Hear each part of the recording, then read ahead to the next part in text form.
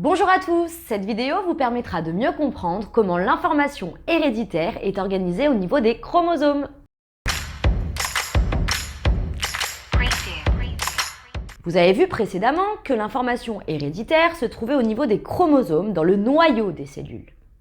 Sur les chromosomes, cette information héréditaire est organisée sous forme de gènes. Voici un karyotype humain où les gènes sont symbolisés par des barres colorées.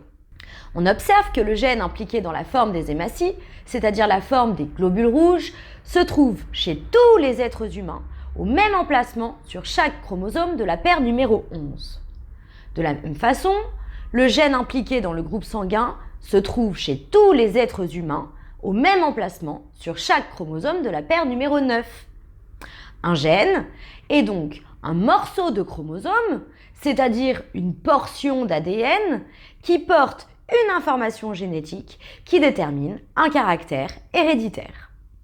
L'ensemble des gènes constitue ce qu'on appelle le génotype d'un individu.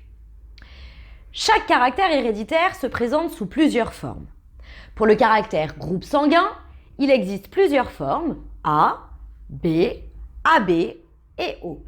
Alors comment expliquer qu'à partir d'un gène localisé au même endroit chez tous les êtres humains, il y ait des types de groupes sanguins différents?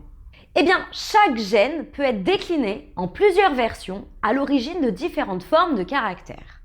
Dans notre exemple, il existe 3 versions pour le gène groupe sanguin. Versions qu'on appelle aussi allèles. L'allèle A, l'allèle B et l'allèle O. L'existence de ces versions est expliquée par une légère différence de la molécule d'ADN au niveau du gène. Les chromosomes sont organisés par paires, donc chaque gène se retrouve en 2 exemplaires chez un individu. Sur la paire numéro 9, nous retrouvons donc 2 exemplaires du gène impliqué dans le groupe sanguin. Ces 2 exemplaires peuvent être identiques ou différents selon les allèles. C'est donc la combinaison de ces 2 allèles qui détermine la forme du caractère héréditaire. En effet, lorsque l'un des 2 allèles s'exprime, on dit qu'il est dominant sur l'autre qui est récessif. Dans notre exemple, A et B sont des allèles dominants, c'est-à-dire qu'ils s'exprimeront obligatoirement au niveau de la forme du caractère. Et O est un allèle récessif. Prenons le cas où l'individu est de groupe sanguin A. Il doit obligatoirement posséder un allèle A dominant, donc qui s'exprimera. S'il a un deuxième allèle A, alors celui-ci s'exprimera également. On aura bien un groupe sanguin A.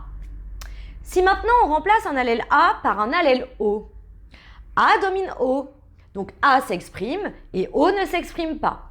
On a donc aussi un individu de groupe sanguin A. Dans le cas maintenant où l'individu est de groupe sanguin B, c'est exactement le même raisonnement. Il doit obligatoirement posséder un allèle B dominant, donc qui s'exprimera. S'il a un deuxième allèle B, alors celui-ci s'exprimera également, on aura bien un groupe sanguin B. Si maintenant on remplace un allèle B par un allèle O, B domine O, donc B s'exprime et O ne s'exprime pas. On a donc aussi un individu de groupe sanguin B. Vous vous demandez peut-être ce qu'il se passe en présence d'un allèle A et d'un allèle B. Eh bien, c'est notre 3e cas. A et B sont dominants. Ils s'exprimeront donc tous les 2 au niveau du groupe sanguin. On dit qu'ils sont codominants. On aura donc un individu de groupe sanguin AB. Enfin, notre dernier cas correspond à un individu de groupe sanguin O. S'il y a un allèle A, celui-ci s'exprime. On ne peut pas obtenir le groupe sanguin O.